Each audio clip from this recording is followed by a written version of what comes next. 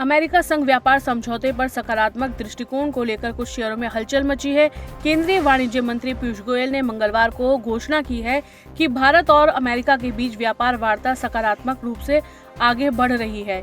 इस खबर से शेयर बाजार में गति देखने को मिली है, विशेषकर उन कंपनियों में जो अमेरिका को निर्यात करती है और 50% के टैरिफ का सामना कर रही है।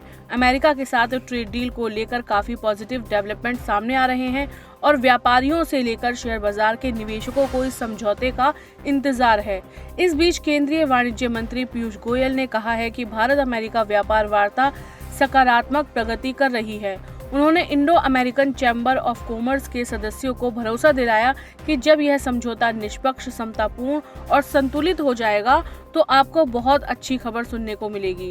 पीयूष गोयल ने इस बयान के बाद उन शेयरों में हलचल देखने को मिल रही है जिन्हें इस ट्रेड डील के होने से ज्यादा फायदा मिलेगा, क्योंकि ये कंपनियां अमेरिका को बड़ी संख्या में सामानों का निर्यात करती हैं और फिलहाल 50% के भारी भरकम टैरिफ का सामना कर रही हैं। इंडिया यूएस ट्रेड डील से सबसे ज्यादा फायदा ऑटो कंपोनेंट बनाने वाली 3 बड़ी कंपनियों भारत फोर्ज, सोना कॉमस्टार और संवर्धन मदरसन सुमी के शेयरों को होगा। खास बात यह है कि आज इन तीनों की ही कंपनियों के शेयर 4% तक की तेजी के साथ कारोबार कर रहे हैं।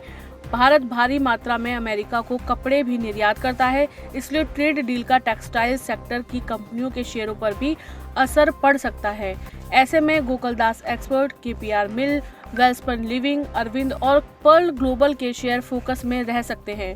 वहीं सी फूड्स के व्यापार में जुड़ी कंपनियां में Avanti feeds, apex frozen foods और वाटरबेस जैसी कंपनियों के शेयर भी ट्रेड डील होने पर बड़ी तेजी दिखा सकते हैं।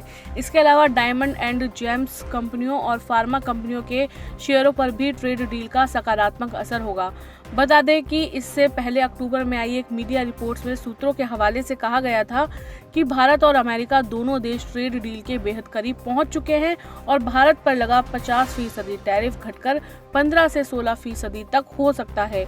यह कमी इन निर्यात भारतीय कंपनियों के लिए एक गेम चेंजर साबित हो सकती है, जिससे उनका मुनाफा बढ़ेगा और वे वैश्विक बाजार में अधिक प्रतिस्पर्धी बनेंगी।